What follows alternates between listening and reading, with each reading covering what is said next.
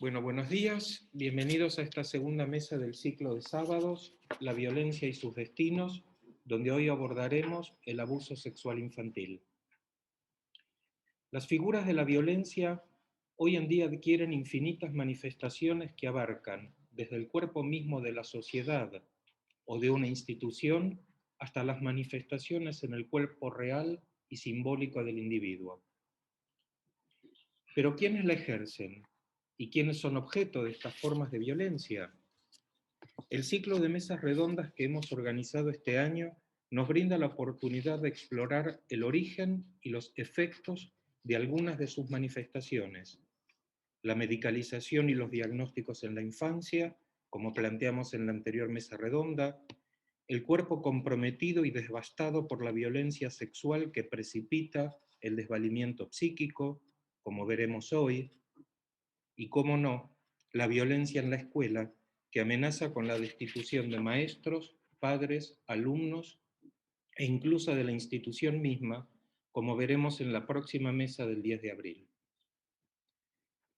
El abuso sexual infantil es una forma gravísima de maltrato, de violencia, ejercida sobre un niño o una niña que deja efectos muy profundos y sus consecuencias para el futuro de las relaciones íntimas pueden ser devastadoras. Dada su magnitud, el abuso sexual infantil puede considerarse más que un crimen. Es un asesinato a la infancia.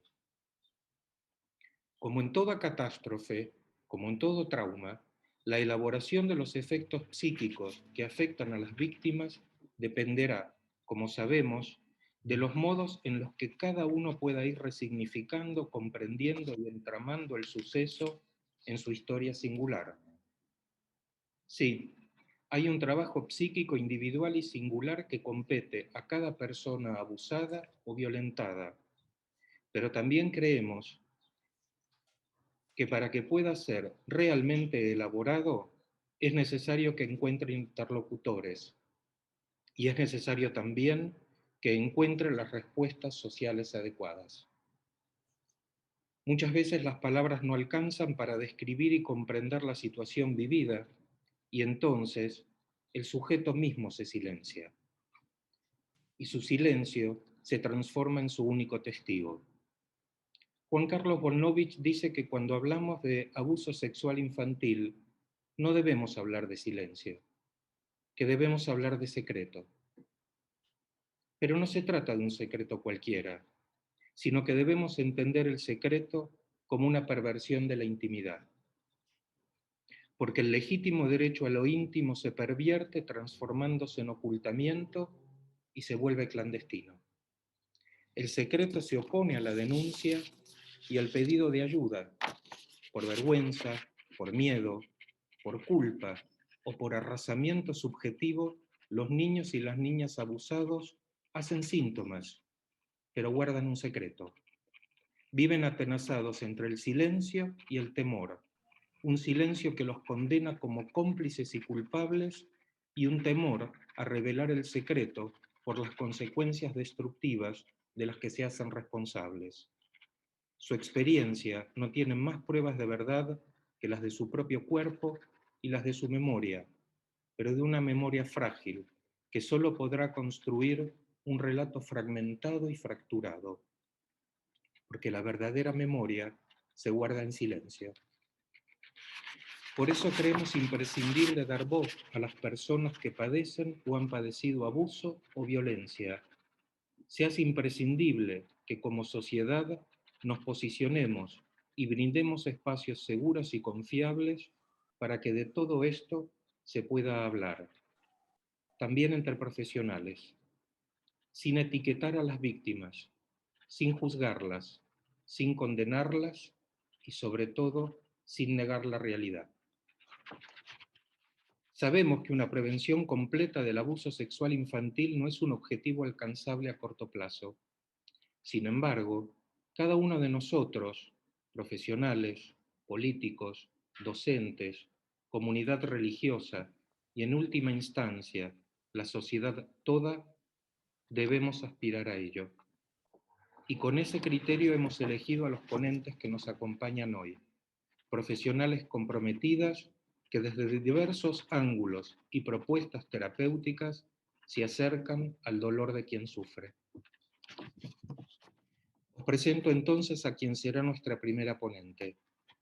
Ella es Yolanda Trigueros, que está aquí acompañándonos desde la sede, que nos hablará sobre la vivencia del abuso en la edad adulta. Yolanda es psicoterapeuta, es vocal de la Asociación de Psicoterapia Psicoanalítica Oscar Pfister, es analista en formación de la Asociación Psicoanalítica de Madrid y coordinadora de CIMASCAM, el Centro de Atención a Mujeres Víctimas de Violencia Sexual.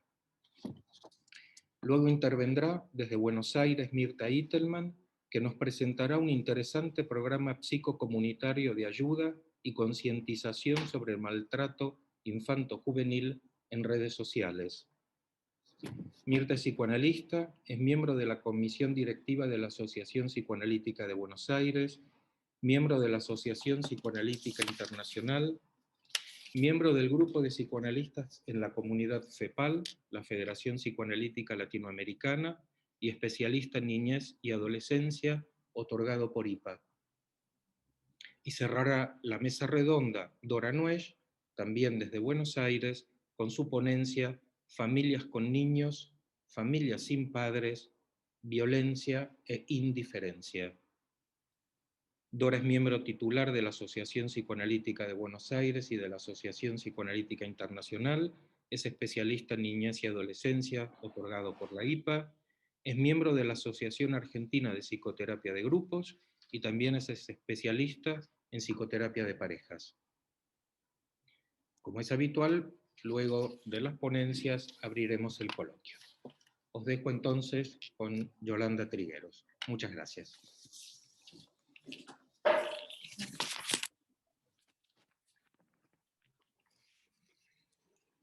Bueno, buenos días a todos y a todas. Lo primero que quiero es agradecer a Edna y, si me lo permiten, a Gabriel Liani y especialmente a Gabriel Liani y a Nuria Sánchez Grande por la confianza al invitarme a participar en esta mesa con dos psicoanalistas con la experiencia que tienen Mirta y Dora.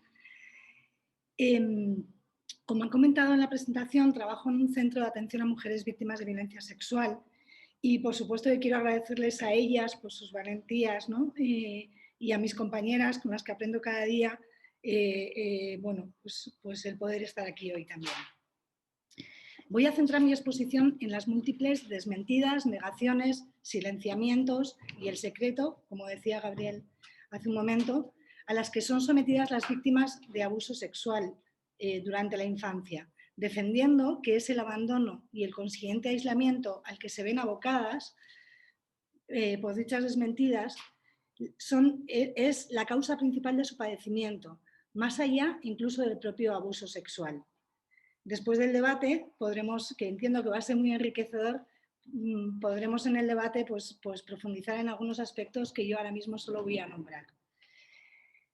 Es bonito y esperanzador poder celebrar una jornada como esta, en la que visibilizamos la problemática del abuso, porque de esta forma nos aleja del silencio y, por tanto, de alguna forma de la complicidad en la que hemos participado, insisto, que de una u otra forma en algún momento de nuestra vida o en nuestro recorrido profesional.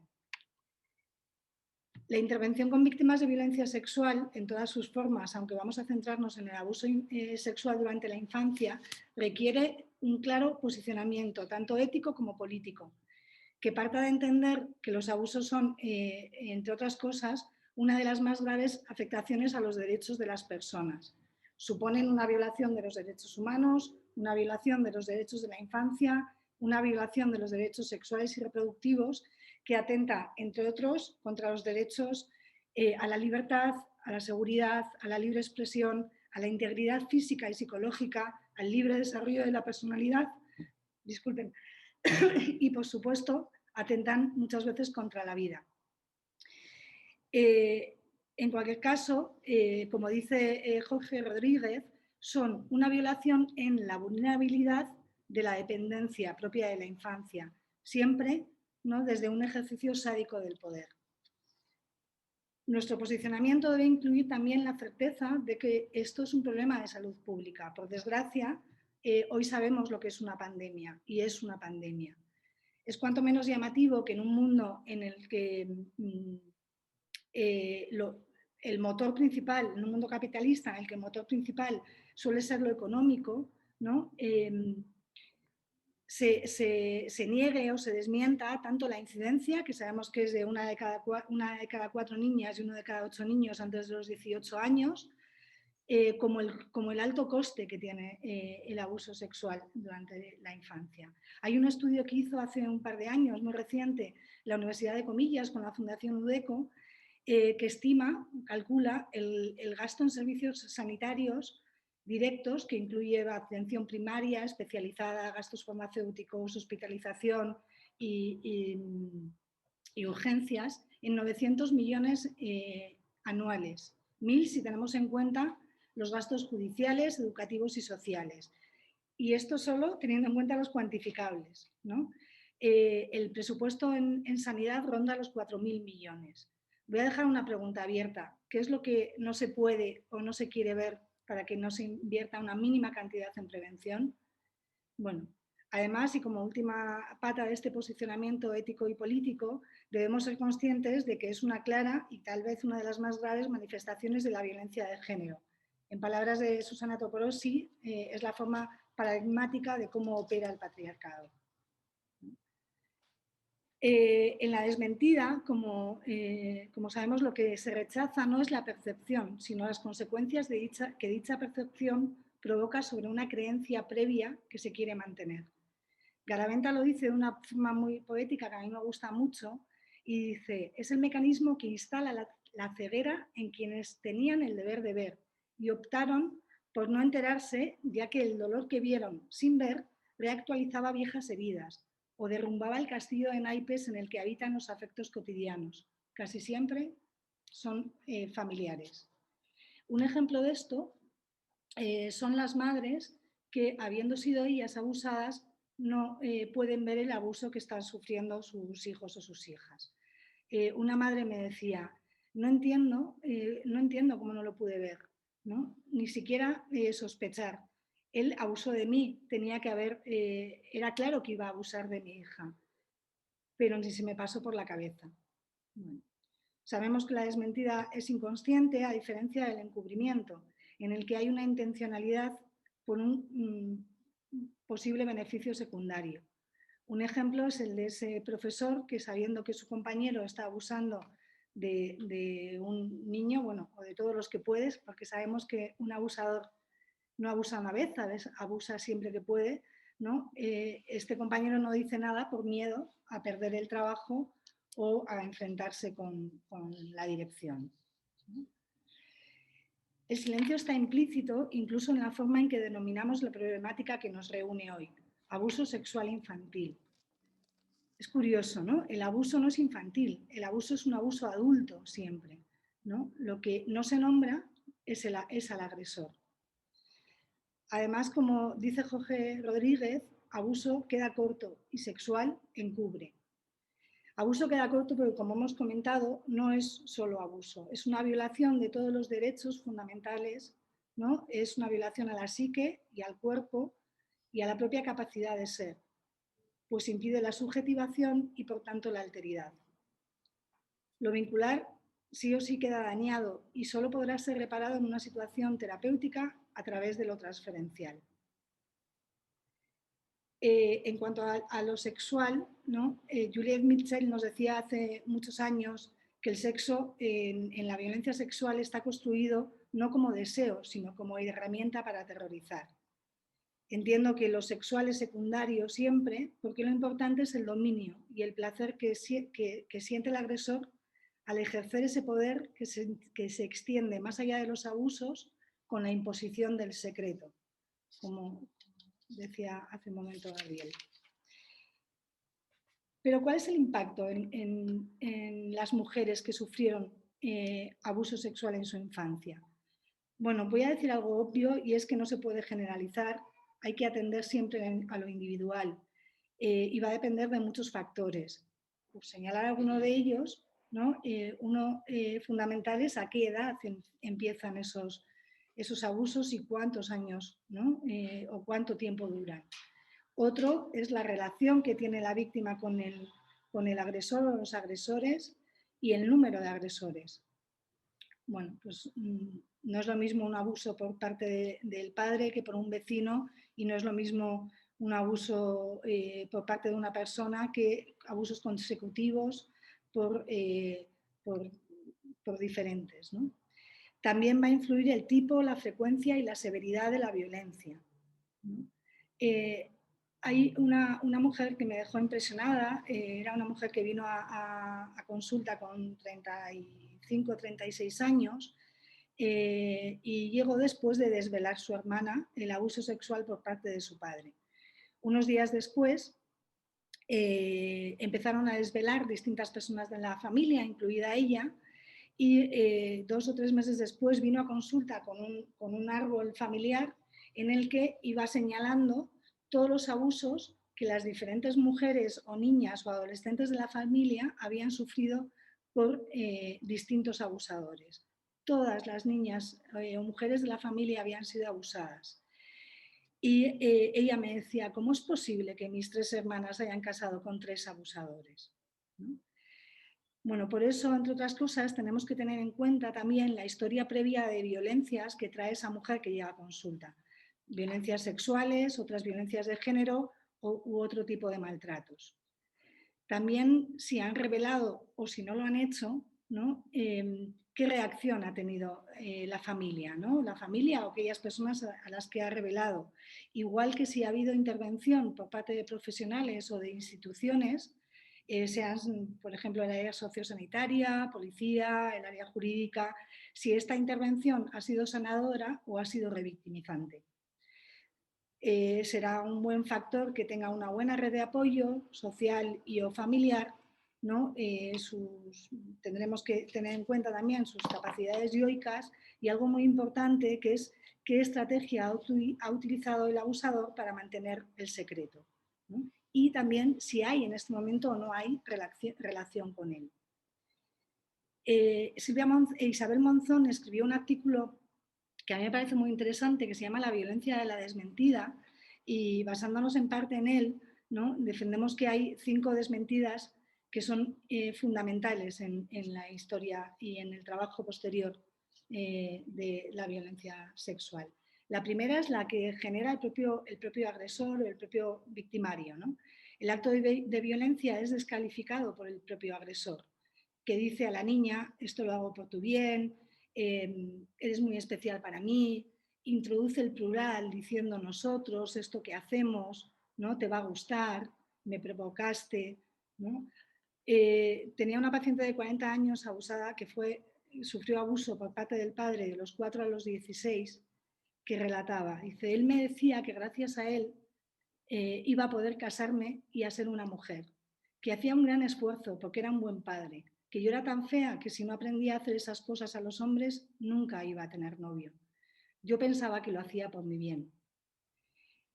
En la estrategia utilizada, este agresor utiliza, bueno, y todos utilizan la violencia generando confusión y siempre ambivalencia, ¿no? La única forma de que no haya ambivalencia es que sean agresiones sin esa manipulación previa. Otra paciente me decía por esta razón, ¿no? Todo el mundo me dice que tengo que odiar a mi padre. Y yo le contesté algo así como, claro, si eso fuera fácil, ¿no? Como si eso fuera fácil. Y me decía, claro, mi padre cuando no abusaba de mí, era bueno, era un buen padre. Ahí tenemos la ambivalencia y la confusión, ¿no?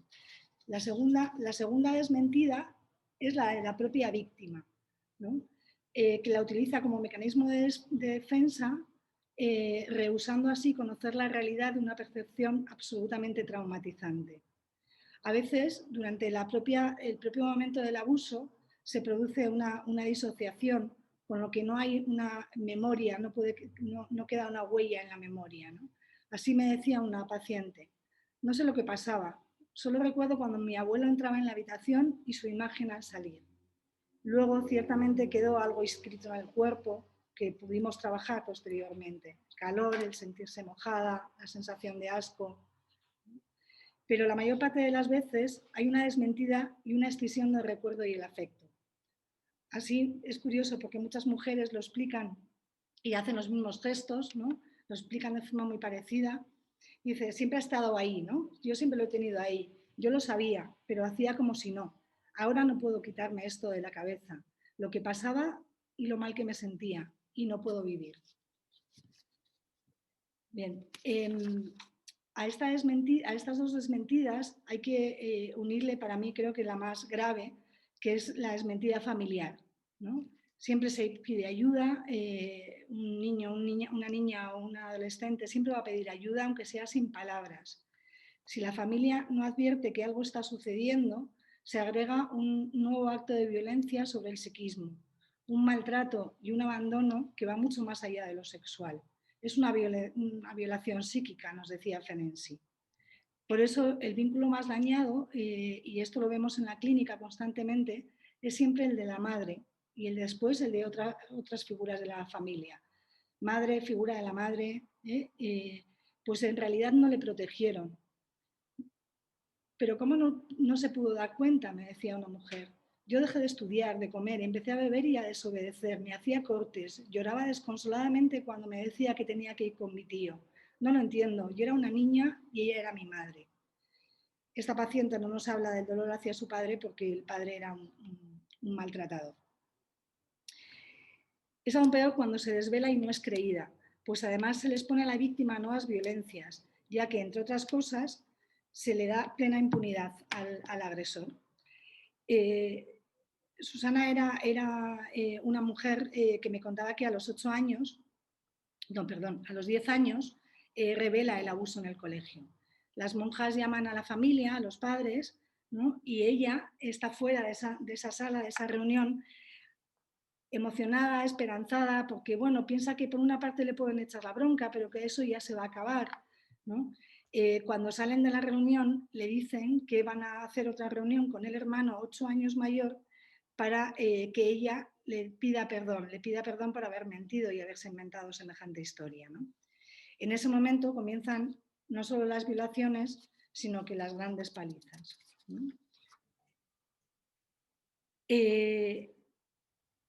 Graciela Bianchi nos dice que para desmentir se necesitan cómplices y muchas veces esos cómplices están en profesionales e instituciones. Es terrible cuando la desmentida viene de allí. No podemos entrar demasiado en este tema, pero vamos a poner el ejemplo quizás más sangrante, que es el de la justicia, ¿no? Con lo difícil que es denunciar y con lo que se les pide a las víctimas, que es poner palabras a algo que muchas veces es inenarrable, ¿no? Después a los niños y niñas no se les cree por mentirosos, a las adolescentes porque ya tienen capacidad para elaborar mentiras, y a las mujeres adultas muchas veces por perversas y rencorosas que buscan beneficios secundarios, ¿no? Un momento de desvelación de abusos muchas veces es cuando hay una separación del maltratador. La niña se siente a salvo del padre o de la pareja de la madre y desvela los abusos, y sabemos, quienes trabajamos sobre todo con abogadas, que si en ese momento se denuncian los abusos, probablemente no lleguen a buen puerto ninguna de las dos denuncias, porque se entenderá que la madre está convenciendo a la hija o al hijo para que denuncie algo incierto, ¿no? Bueno, simplemente nombrar el CHAP, ¿no? Que es el sumum de la victimización, porque al final revictimiza a madres protectoras y a niños y niñas que han sufrido abuso, ¿no? A estas desmentidas se le une la desmentida social, ¿no? Que está constantemente presente. Miller enfatiza Alice Miller, quiero decir, que culturalmente todos los mecanismos sociales están dispuestos para exculpar a los adultos maltratadores y responsabilizar a niños, niñas y adolescentes. Generalmente solo se habla de la violencia sexual sobre adultas, de aquella violencia ejercida por desconocidos, ¿no? Y las razones que sirven para excusar a los agresores por locos, por estar borrachos o por víctimas de la provocación femenina son las mismas que se utilizan para acusar a las víctimas, culpables siempre, por estar locas, por estar borrachas o por provocadoras, ¿no? Además de mentirosas. Este mensaje, unido al resto de la cultura de la violación, cala desde la infancia y cuando la niña agredida crece y puede resignificar, se mide por el rasero social interiorizado y se responsabiliza por haber provocado o no haber evitado el abuso, convencida de que tenía el poder de provocarlo o evitarlo. ¿Qué nos encontramos entonces en la clínica cuando llegan mujeres con esta demanda? ¿No? Nos encontramos mujeres que han mantenido un silencio durante muchos años o que hablaron y no fueron creídas, que llegan precisamente, ¿no?, con ese miedo a no ser creídas, con miedo a que se les acuse de haber provocado, de exagerar o de fantasear. Me decía una paciente: con mi analista trabajé durante años que todo era una fantasía y aquello me alivió y me sirvió durante muchos años, pero ya no, sé qué sucedió. Como sabemos, lo traumático no se presenta, no se representa. Nos encontramos con mujeres donde no puede ser de otra forma, sobre todo cuando el abuso ha sido por figuras de referencia, donde lo vincular está dañado. Se teme el amor del otro, ¿no? Las defensas se hacen evidentes desde el amenazan con quererme, pues han ocupado ya muchas veces ese lugar de objeto que les fue asignado, ese lugar de sometimiento a la satisfacción del otro, repitiéndose y encadenándose las victimizaciones. Si las personas que tenían que quererles son las que más daño les han hecho, ¿por qué se van a fiar, ¿no?, de nosotras como terapeutas? Así que llegan con la certeza, muchas veces llegan con la certeza de que nada se va a resolver en la consulta. Nadie pudo hacer nada cuando el abuso sucedió, ¿no? Llegan comprobando nuestros límites con ese recelo interiorizado, esa introyección y esa indefensión interiorizada, comprobando constantemente no solo nuestros límites, sino si somos confiables y seguros, ¿no? Llegan con la expectativa de repetición, ¿no?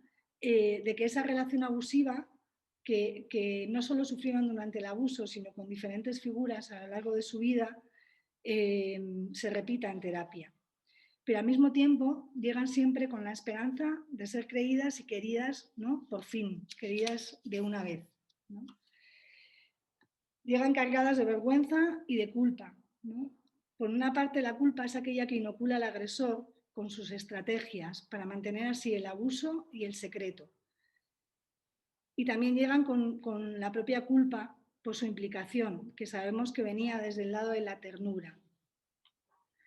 En este punto solo quiero hacer un paréntesis. Ferenczi decía que parte de la culpa también es la que no puede sentir el agresor y ellas y sienten ellas, ¿no?, o ellos.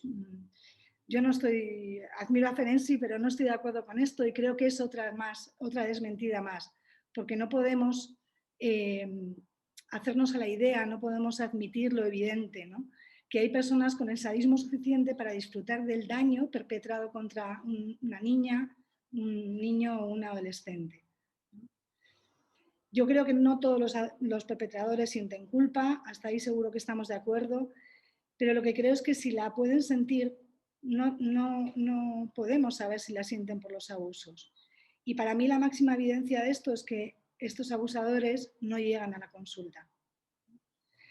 Además, esta culpa que sienten las niñas es una defensa contra el desamparo y provee de una ilusión de control. ¿Cómo se manifiesta o cómo nos hablan de su culpa? De muchas formas, ¿no? Se sienten culpables por traicionar a la madre, a la tía, a la hermana, ¿no? Por no cuidar, por sentir placer, por provocar los abusos de otros, al parar los suyos, por destruir a la familia, ¿no? Elina Carril dice de una forma muy clara, y lo vemos todos los días en la consulta, es que en cuanto a su funcionamiento psíquico son habituales las representaciones yoicas pobres, los mandatos superyoicos implacables, la percepción amenazadora del mundo y de los demás, la historia con repetidos vínculos de sometimiento y violencia, ¿no? Vemos trastornos depresivos, muy cercano a lo melancólico, organizaciones límite de personalidad. Son mujeres que vienen con un cuerpo dañado o al que dañan, cuerpo que muchas veces soporta el síntoma cuando el dolor no ha sido tramitado por la vía simbólica. Cuando pueden ponerle palabras, ¿no? o por lo menos en parte, dicen cosas como mi cuerpo me recuerda a la violencia, para mí cada relación sexual es una violación, me desconecto, vuelvo cuando termina. Cuando no, encontramos múltiples somatizaciones, fibromialgias, enfermedades de la piel y muchas veces conductas adictivas, entre las que incluyo los trastornos de alimentación, las propias adicciones a drogas, conductas autolesivas como cortes, etc.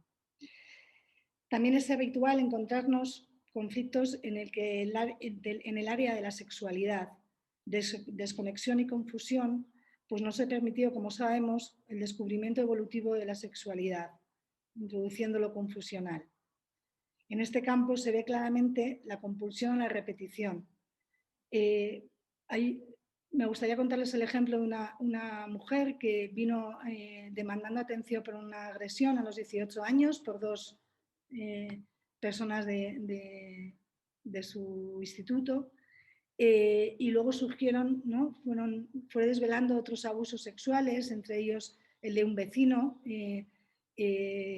al que iba a casa todas las tardes porque su madre llegaba más tarde y él se ofrecía amablemente a acoger a la niña hasta que llegara su madre, ¿no? Esta mujer, cuando llega a la consulta, cuenta cómo noche tras noche se emborracha y con el objetivo de acostarse con alguien, ¿no? Y lo que vamos viendo es que noche tras noche se repite, ¿no? Con esta compulsión a la repetición, esa búsqueda de ser querida a través de lo sexual, y se repiten los abusos porque cuando el otro tiene relaciones sexuales con ella, ¿no? Ella no tiene capacidad de consentir, ¿no? Esta compulsión a la repetición siempre es una búsqueda de elaboración en cualquiera de sus formas o una búsqueda de salida, ¿no?